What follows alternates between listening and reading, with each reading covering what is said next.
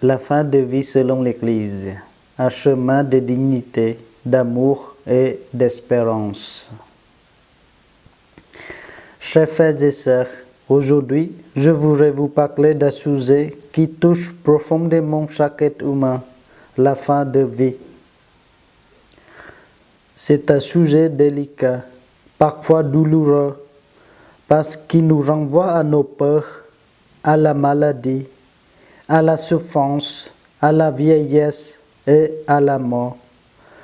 Un jour ou l'autre, nous serons tous confrontés à cette réalité, pour nous-mêmes ou pour un être cher. Face à ces questions, l'Église ne nous laisse pas sans lumière. Elle nous rappelle une vérité fondamentale, simple mais essentielle. Chaque personne humaine possède une dignité infinie parce qu'elle est créée à l'image de Dieu et aimée par lui. Cette dignité ne dépend ni de notre santé, ni de notre âge, ni de notre autonomie, ni de notre utilité dans la société. Elle demeure intacte du premier instant de notre vie jusqu'à notre dernier souffle. Pourtant, notre monde actuel, une confusion s'entache peu à peu. On entend souvent parler du droit de mourir dans la dignité pour justifier l'euthanasie ou le suicide assisté. Ces expressions peuvent sembler pleines de compassion, mais elles reposent souvent sur une idée fausse, celle que la souffrance ferait perdre à une personne sa dignité. L'Église affirme au contraire avec force: la souffrance n'enlève jamais la dignité d'une personne. Une personne gravement malade, une personne âgée, une personne handicapée ou en fin de vie n'est pas moins digne qu'avant. Elle reste un enfant bien-aimé de Dieu.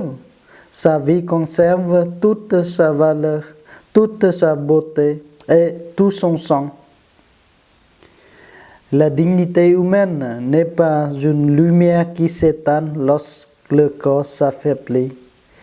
Elle est un don de Dieu que rien ni personne ne peut retirer. Bien sûr, cela ne signifie pas que nous devons laisser les personnes souffrir sans rien faire. Bien au contraire. L'Église encourage avec conviction les soins palliatifs, soulager la douleur, calmer les souffrances, entourer le malade d'affection, répondre à ses besoins physiques, psychologiques, affectifs et spirituels. Voilà un véritable acte d'amour. L'Église refuse également chaque mouvement thérapeutique lorsque les traitements deviennent disproportionnés et n'apportent plus de bénéfices réels à la personne. Mais entre l'acharnement thérapeutique et l'euthanasie, il existe un chemin profondément humain et profondément chrétien, celui de l'accompagnement. Accompagner une personne jusqu'à sa mort naturelle, ce n'est pas provoquer sa mort, c'est rester à ses côtés, c'est lui tenir la main, c'est écouter ses peurs, partager ses larmes, accueillir ses silences. C'est lui redire par notre présence: tu comptes encore pour nous, tu es précieux, tu n'es pas à poids, tu es aimé. Le pape François nous rappelle que nous devons accompagner les personnes jusqu'à la mort, mais ne pas la provoquer. Quelle différence il manque entre accompagner et supprimer. Accompagner, c'est aimer. Supprimer, c'est renoncer à aimer jusqu'au bout.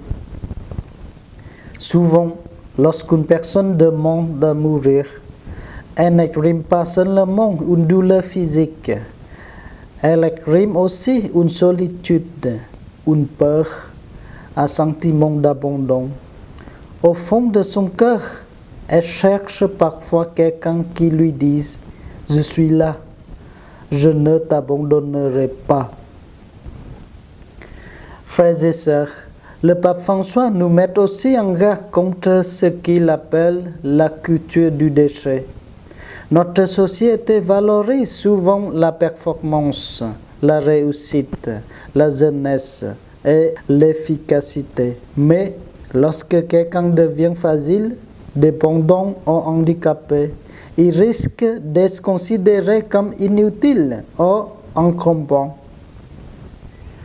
L'Évangile nous enseigne exactement le contraire. Jésus s'est toujours approché les plus faibles, les malades, les pauvres, les exclus, les personnes rejetées.